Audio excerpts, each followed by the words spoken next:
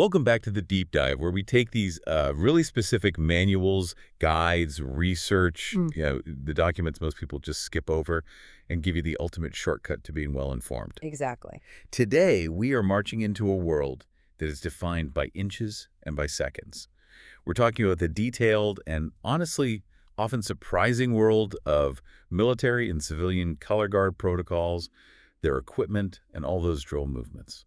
And you might think you know what presenting the colors involves, but we're going way past the basics here. Way We're past. talking about a level of protocol that dictates, I mean, everything from the exact distance between the bearer's heels when they're at attention to how many seconds a flag is supposed to be dipped. And this isn't just about, tradition, is it? It's standardized. It's quantifiable professionalism. Yeah. Absolutely. And we've compiled a ton of sources for this. We've got Department of Defense instructions, specific Army training circulars, and even these incredibly detailed guides for civilian-mounted teams. It's a rich stack of material. And that dedication to precision, whether the team is a formal joint service formation or a fire department honor guard, or even a civilian mounted unit in some huge arena, it all reflects the gravity of the responsibility. Okay, let's unpack the why on that first. Yeah. Why such rigorous standards? I mean, historically, carrying the colors wasn't just decorative. Yeah. It was a huge life or death deal. Oh, absolutely not decorative. The responsibility is immense and the honor goes back centuries. In ancient armies, and certainly all the way through the American Civil War, colors and banners served vital tactical purposes on the battlefield. Like what? Well, they were used to identify units in the chaos of battle, which was critical when, uniforms were often obscured by all the smoke. Right. They were also essential for signaling movement or changes in formation. And most importantly, they gave soldiers a common point of reference, a rallying point. So if you lost sight of your unit's color, It meant immediate disorganization. Losing the color in battle was catastrophic. It symbolized defeat, mass disarray, and just extreme dishonor. Wow. The color bearer, by necessity, had to be one of the bravest soldiers because they were an immediate, high-value target for the enemy. of course, they're holding this giant flag. They couldn't duck, they couldn't take cover, they had to hold that color high. And the standards we see today, the ones dictating the height, the grip, the lack of movement, that's a direct lineage from that wartime need for a visible, unwavering presence. That completely reframes the whole mission. So our goal today is really to synthesize all this official guidance to give you a complete and concise picture. We're giving you the shortcuts, the surprising facts. Wait, like why the Army gets precedence over the Navy in a joint color guard. Yes, and the definitive guide to professional execution. And we mean definitive. We're going from, the closed foot method of attention where the heels are touching and the toes are out at a 45-degree angle, a standard that's often taught incorrectly, by the way. Really? Oh, yeah. All the way to the precise rule that the spread eagle finial is strictly reserved for the President of the United States. And we're going to cover the specific equipment needed to prevent what one of our sources called a protocol catastrophe. We are, and the intricacies of motion that truly makes ceremonial drill an art form, not just marching. Okay, let's jump straight into the technical details. Let's decode the essentials, starting with terminology that gets mixed up all the time, even by people who work with flags. Flag versus color. Right. It all boils down to construction and what it's for. A flag is generally defined as the banner that has a header band. That's the reinforced white or canvas strip on the edge, which has brass grommets. So if I buy an American flag at the hardware store to fly outside my house, that's a flag. That's a flag, exactly. It's designed to be attached to a rope, a halyard, and raised on a permanent flagpole. Got it. So what's a color? A color is for ceremonial display. It's for carrying by a color guard. It does not have a header band and grommets. Instead, it has what's called a staff sleeve, or a pole hem, that just slides directly over the staff. And it almost always has that decorative fringe, right? Almost always, yes. That fringe is a key distinction. And you can't just take that outside flag with the grommets and stick it on a ceremonial staff, can you? Absolutely not. That's considered really unprofessional, inappropriate. You need the color, the pole hem. It provides that smooth, clean, dignified line that's required for an official presentation. Okay, let's look at the specs for the flags and the flag staffs themselves. Yeah. You mentioned the dimensions are highly specific. They are. The flag staff, that's the pole the guard carries, not the big permanent flag pole outside. It comes in two primary U.S. military lengths, 8 feet and 9 feet 6 inches. And the flags have to The match. flags correspond. Either 3 feet by 4 feet or the bigger one, 4 feet 4 inches by 5 feet 6 inches. Why the two sizes? Is it just about ceiling height? That's part of it. For many organizations, like the Army and Air Force, the smaller 3x4 color on an 8-foot staff is standard, especially indoors. But that 9-foot 6-inch staff, it dramatically increases the visual impact outdoors. Especially if you're marching past a reviewing stand. Exactly. And what about a civilian-mounted team, like the ones you see at a rodeo? For a mounted team, the guidance strongly recommends the longer staff, the 9-foot 6 and the larger flag. When you're on horseback in a huge arena, that extra height and width just makes it so much more visible and effective. But that must create a new problem. It does, a huge one, wind resistance.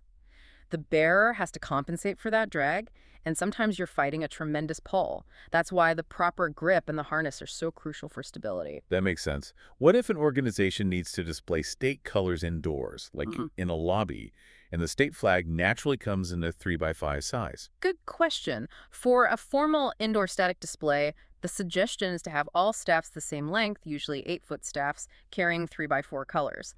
If your state flag only comes in 3x5, you must special order the 3x4 size to maintain that uniformity. So visual uniformity trumps the standard size for a specific flag. It does. It outweighs individual flag traditions in that context. Okay, now, accoutrements. Let's start at the very top, the finials. That decorative piece is surprisingly loaded with rules. It really is. The choice of finial, that ornament on top, is determined by the organization and sometimes by service seniority. For military teams performing jointly, the Army spearhead, or spade, is the only authorized military finial. The only one. The only one. You might see a ball or a battle axe used by the Navy or Coast Guard in their own ceremonies, but when they perform with the Army, they switch to the silver-colored hardware and the spade. They have to follow the Army's lead as the senior service. And what's the one finial that's totally off limits? The spread eagle. It is absolutely strictly reserved for the President of the United States. Strictly. No exceptions. No exceptions. If you see a color guard using a spread eagle finial, they are either escorting the president or they're doing it wrong. And for civilian use. The spade or the flying eagle, the one that looks like it's in mid-flight, not fully spread, those are the recommended options. Let's talk about the fringe, those gold tassels. Why is it there? Especially since the flag code seems to say you can't attach anything to the flag. This is a great point of historical friction. Fringe is a traditional attachment, goes back over 3,000 years to Mesopotamia. Originally, it was functional. It kept fabric from unraveling. And today, it serves a different, really practical purpose. It generates static electricity. Wait, really? Static electricity? Yes. It helps repel dust and keeps the colors cleaner. That is a great little nugget of knowledge right there, static cleaning. It is. But the rule of consistency is paramount. If your American flag has fringe, which it almost always will ceremonially, then all the other flags in that formation, state, service, whatever, they must also have fringe. Uniformity again. Always. It ensures that aesthetic parity and dignity. What about those big decorative cords and tassels you sometimes see? Gold cord and large tassels are explicitly not authorized for a color guard to have attached to the staff. So never for carrying. Never for carrying. You might see them on static flags in an office, but not for the team. Civilian teams have the option of using red, white, and blue cords, but again, not mandatory, and definitely not the military standard. Okay, moving to the bearer's gear. The harness or sling is mandatory, even if you're not using it. That's correct. The harness is a mandatory uniform item for all color bearers. It's essential safety equipment. It's your primary point of control and support, especially in wind. And critically, it has to be adjusted meticulously. How so? So that the socket frames, the cups, where the staff's ferrule, the metal tip rests, are as close to the same level as possible, no matter how tall or short the bearers are. That must be a huge challenge if you have a short bearer and a really tall one. It is, but uniformity is key to the visual effect. The Marine Corps guidance does allow for the national color to be carried minimally higher if there's a big height difference, but only minimally. You want that line of ferrules to look level to the audience. And the gloves. Not just any old gloves, I assume. No. They must be honor guard gloves, form-fitting, stretchy cotton or nylon. And the key detail is that the wrist of the glove has to be folded into itself once or twice, so it ends cleanly at the wrist. Sharp, taut lines. So no Velcro straps. Absolutely no gloves with visible Velcro straps or snaps. They're considered sloppy and unprofessional for high-level ceremonial duty. Let's touch on ceremonial belts. They're another layer of uniformity and discipline. Mandatory for the Army and Marine Corps. The color is regulated by service, Air Force and Space Force usually wear white or black with silver hardware. Navy and Coast Guard wear white with gold-colored hardware. They help keep the ceremonial blouse from riding up during those rapid, snappy drill movements. And finally, the armed guards flanking the colors. They're often carrying real weapons, which I imagine presents some logistical challenges. Oh, it certainly does. Teams can choose between the current service weapon, an M16 or M4, which means secure storage, sign-out procedures, all that protocol, or replica rifles, like a Glendale Drill America M1 or M1903. Why are replicas often preferred? Well, the replicas are often suggested because officially they are classified as toys. Toys. Yes, so that allows teams to avoid the massive logistical headache and paperwork of signing out real firearms, especially when they're traveling or performing in multiple venues. And one non-negotiable rule. The guards never fix bayonets during a color guard ceremony. Rifles have to have slings, but they can only use the sling arms position if the weapon is confirmed to be unloaded. Are swords ever carried? It's rare. Swords are usually only authorized for guards of mounted divisions or units with major historical significance, like the guards of the USS Constitution or the Old Guard at Fort Myer. For a standard foot color team, it's the rifle. Okay, let's move on. Section 3, the protocol pyramid. The strict rules on precedence and flag order. You start with the golden rule. The golden rule is absolute. The American flag must always be in the position of honor. This means it is at the far right of a line formation, that's side by side or at the head or front of a column formation, which is front to back. And if you break that rule, you have an inverted formation. Correct. And inverted formations are explicitly unauthorized protocol violations. When you're carrying multiple flags, the order is always American flag first, then the state flag, then other authorized flags. The Joint Armed Forces Color Guard Order is the most rigid of all based on service establishment dates. Let's get that critical order straight. This is non-negotiable in a joint environment. It goes Army, July 11th, 1775. then Marine Corps, November 10, 1775, then Navy, October 13, 1775, then Coast Guard, Air Force, and finally Space Force. Wait, hold on. Rewind that. If the Navy's birth date is October 13, 1775, how does the Marine Corps, November 10, 1775, precede them? That seems completely counterintuitive. This is one of the most fascinating historical quirks in all of military protocol, and it's entirely because of an appropriations lapse. A budget issue. A budget issue. While the Continental Navy and Marine Corps were founded in 1775 after the Revolutionary War, the Continental Navy basically ceased to exist because it lost its funding in 1785. The service wasn't reestablished until 1794. But the Marine Corps continued. The Marine Corps existence was considered continuous from 1775, so they gained precedence in parades and joint service color guards, even though the Navy has an earlier official birthday. That is a phenomenal nugget of historical protocol. So it's about continuous service. It's all about continuous service, and the restrictions on what flags they carry are just as tight. Joint Armed Forces teams can't carry foreign flags or veteran group flags or anything else, just the U.S. flag and the official service colors being represented. And when you have non-national flags, like all 50 state flags, state colors are usually carried in order of their entrance into the Union, so Delaware is first, Hawaii is 50th, or you can carry them alphabetically. After all the state flags, the territory flags follow, and those are always alphabetical. Then we have positional and personal colors, or PCs. What are those? PCs are highly specialized flags, usually for general officers or for PAS officials, presidentially appointed, Senate confirmed, so cabinet secretaries, undersecretaries. A key rule here is that PCs never, ever march in a color team. They're always posted separately on their own staff, stationary. And only displayed when that official is there. Right. Only when the official is participating or hosting. And there's a pecking order for them, too. The Medal of Honor color is highest, then the positional colors for the PS officials, then the general officer colors by rank. Okay, finally, let's talk about the POW MIA flag. It has a very specific mandated status, doesn't it? It does, under Title 36 of the U.S. Code. And because it's not a national, state, or military color, it's technically classified as a novelty color in the context of official protocol. Which means? It is never carried in a color guard. And on most days of the year, if it's displayed, it has to be the very last color, the viewer's far right. So it's supposed to be visually marginalized? Essentially, yes. But there are 6 specific national observances where its placement shifts dramatically to give it added dignity. And this is where most organizations, even seasoned ones, get the rule wrong. Okay, what are those 6 days and where does it go? On National POWMIA Recognition Day, Armed Forces Day, Memorial Day, Flag Day, Independence Day, and Veterans Day. On those 6 days, the POWMIA flag is displayed directly to the left of the American color. The viewer's right. Exactly, the viewer's right. This is the only exception to its last-in-line status. It's a very intentional, temporary elevation of honor. Moving on to Section 4. Precision in motion.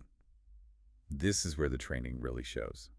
Let's talk composition, formations, and the really technical drill movements. The team is usually 4 to 6 members. The leadership is always the U.S. color bearer. They are the commander, they give all the commands, and they have to be the most knowledgeable member of the team. And the second in command. The right guard, the second most knowledgeable. The other bearers can be less experienced since they aren't giving commands or carrying the national color. And formations are strictly limited. Yes. There's the line formation side by side, U.S. flag right, and the column formation front to back, U.S. flag at the front. And like we said, any movement that results in an inverted formation is a major protocol violation. Let's get into the movement on foot. Marching. There's a specific nuance to starting the march. On forward march, they step off with the left foot. And the source material says to slightly scrape the left heel, which helps with the coordinated step. But the absolutely critical part for the color team is the lack of arm swing. No arm swing at all. None. They use marching with suspended arm swing. But the rifle guards are swinging their arms. Why not the color bearers? Because the flag staff has to stay absolutely motionless and stable. Any extra movement, like an arm swing, introduces a subtle sway into the staff, and that compromises the dignity of the color. The arms have to hang straight down, motionless, just like at attention. And when the commander calls HALT, the regulation drill technique for that is a 4-count sequence. The command HAT is called on the left foot, and then the motion is raise right, raise left, place left, and snap the heels together to attention. It has to be sharp, a unified sound. Okay, now for a tricky one. The internal maneuver to pivot the whole team while staying synchronized. The colors turn on. Ah, yes. The colors turn on is a precise maneuver you use while marking time to rotate the team 90 degrees to get them facing the audience for a presentation. How does it work? The command colors, HAL, is given on the left foot while they're marking time. The team then takes 4 more steps in place, but, and this is the critical part, they rotate 22.5 degrees on each of those steps. So 22.5 times 4. That's the full 90-degree turn. That sounds incredibly difficult to coordinate. It requires immense spatial awareness and timing. The commander calls halt on the 5th step, the left foot stays in place, 1 more right step, and the left foot slides into the right to resume attention. The visual effect is this perfectly synchronized, flowing rotation. Okay, another essential move for indoor venues. The center aisle snake. For marching down a narrow aisle and then forming a line. This is where things get tricky in tight spaces. Since the U.S. flag has to end up on the far right of the line and the team starts in single file, the lead guard, the one marching right in front of the U.S. color bearer, has to do what's called swinging out wide. Going into the pocket. Exactly. The lead guard takes this massive, exaggerated, almost diagonal swing wide into the side of the room. This big detour creates enough space for the rest of the team to pivot in sequence, so the column can smoothly become a line facing the audience. Without getting all tangled up. Right. Or worst of all, leaving the last guard standing awkwardly isolated in the middle of the room.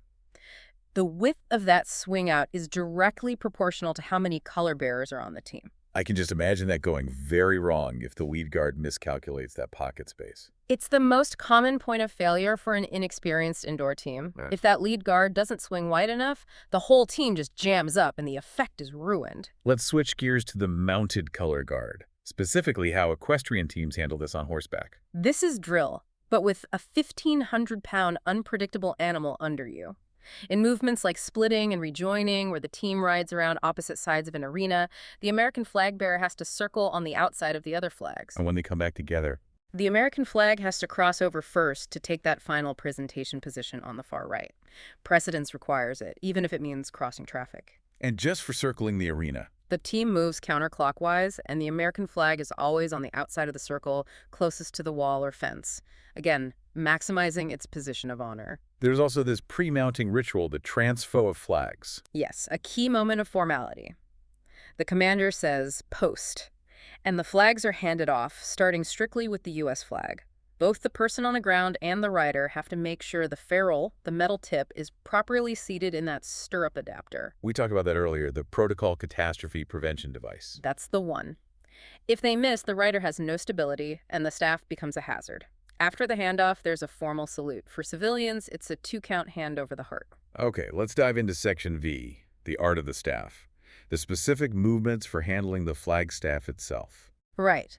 At the standing position of order, the base position, the staff's ferrule rests on the ground precisely 2 inches from the outside of the right foot.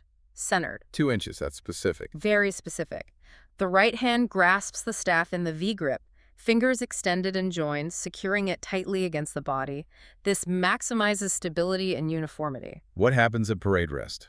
The bearer slides the left foot 6 to 8 inches to the left.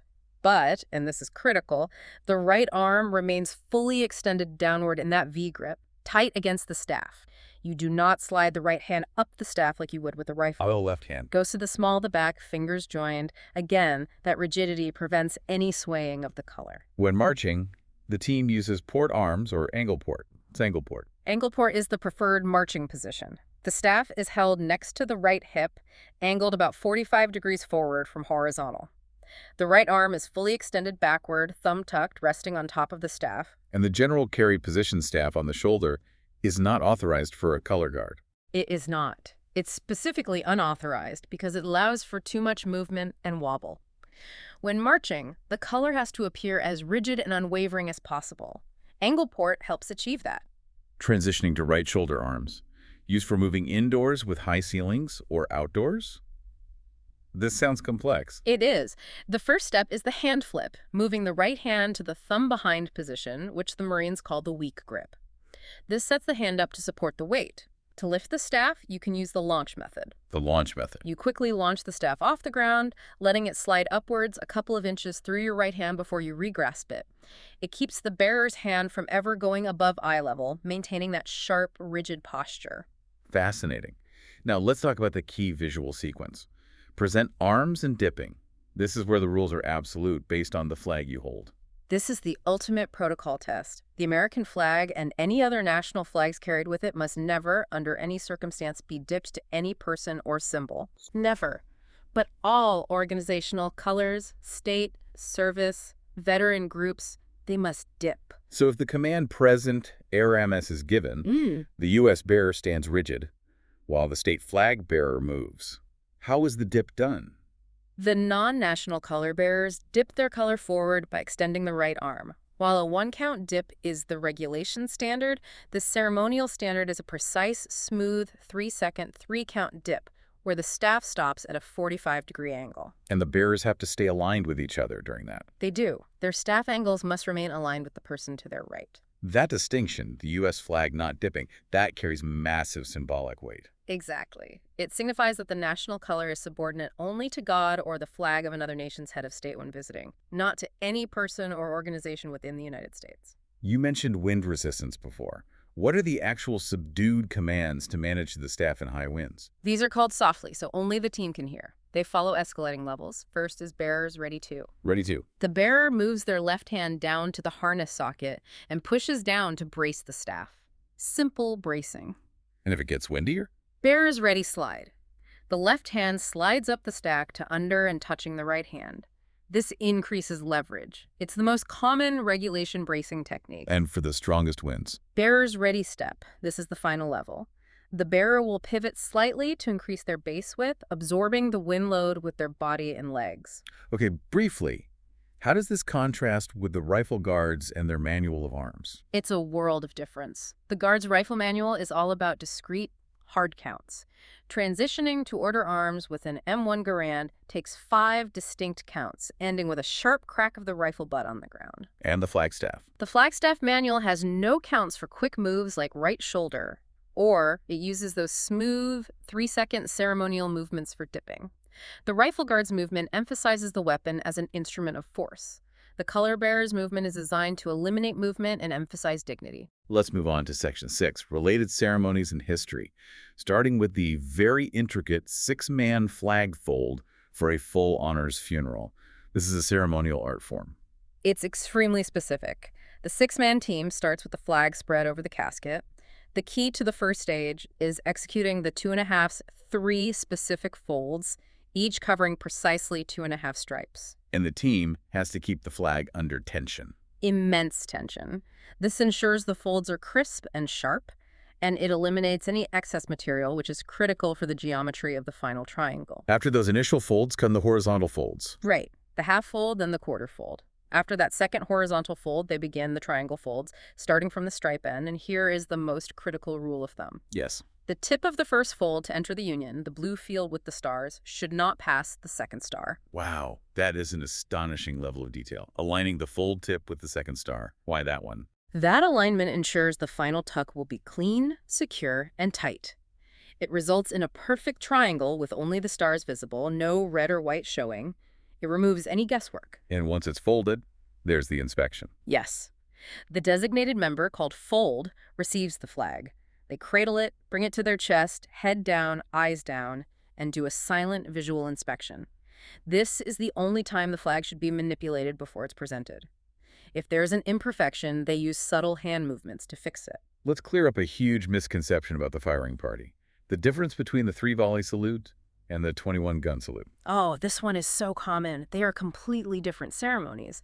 The 3 volleys fired over the grave are explicitly not the 21-gun salute. The 21-gun salute is for a head of state. Right. It involves firing 21 separate rounds, usually one at a time. It's an international custom. So where does the 3-volley salute come from? It's from an old battlefield signal. Back in the days of muskets, when a truce was called to clear the dead from the field, 3 volleys would be fired to signal that the dead were collected and hostilities were ready to resume. That tradition evolved into a final 3-round signal over the grave. So it's a tradition of collecting the fallen, not an honor based on the number 21. Precisely. And the firing party itself operates under highly regulated procedures. The ceremonial at ease position, the ready face sequence for turning, and the precise read-up sequence for loading and firing. What's the read-up sequence? It's a series of synchronized commands the NCO uses to ensure all rifles are loaded, aimed at a 45-degree angle, and fired simultaneously. They want the 3 volleys to sound like 3 single powerful explosions, not a staggered mess of shots. Okay, historical context corner. The origin of the fringe. You mentioned there was military rivalry over it. Yes. The Army started requiring fringe on all its colors, saw it as an element of dignity. But the Navy and Marine Corps fiercely prohibited it on the national color. They saw it as non-regulation, unauthorized ornamentation. How do they solve that? An executive order from President Theodore Roosevelt.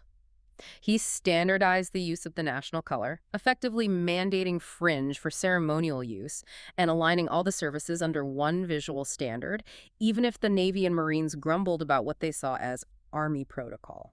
And finally, let's revisit the story behind Francis Scott Key and the Star-Spangled Banner. His perspective was so unique. He was a prisoner. He was aboard the British HMS Surprise during the brutal 25-hour bombardment of Fort McHenry. He was there trying to negotiate a prisoner release but got detained because he knew about the British attack plans. So he and his companions just had to watch helplessly from the ship. Couldn't do anything but observe from the wrong side of the lines. Absolutely. The psychological toll must have been immense. They were straining their eyes through the dark, the smoke, the constant explosions. They had no idea who was winning. The only sign of whether the fort had surrendered was that enormous 30 by 40-foot flag that was supposed to be flying over the ramparts. So his desperation for the dawn's early light was completely literal. He needed the sun to come up to see if the American flag was still there. Exactly. Or if the British Union Jack had been raised in surrender. The famous line, "Whose broad stripes and bright stars through the perilous fight or the ramparts we watched were so gallantly streaming," that refers to the brief flickers of light from the bombs bursting in air. That was the only way they could see the flag. Wow. His inability to intervene and then his just desperate relief upon seeing that symbol of resistance was what drove him to write the poem. This deep dive really proves that ceremonial drill is anything but simple. It requires this incredible level of dedication, memory, and precision. That is the essential purpose. Yeah. Every single rule, from the finial choice to the angle part position, is designed to eliminate uncertainty and reinforce the dignity of the nation's symbols. It ensures that honor is maintained regardless of who is performing the duty. Okay, to leave you with one last thought that really challenges a widely held assumption.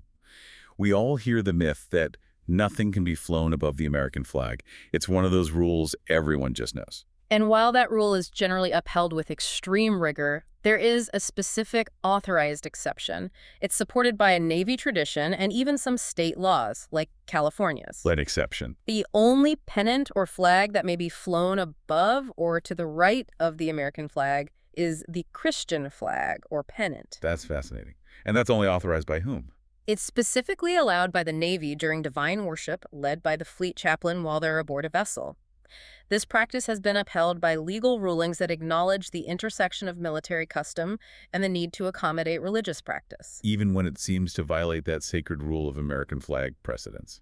That intersection between tradition, military protocol, and religious freedom is incredibly complex.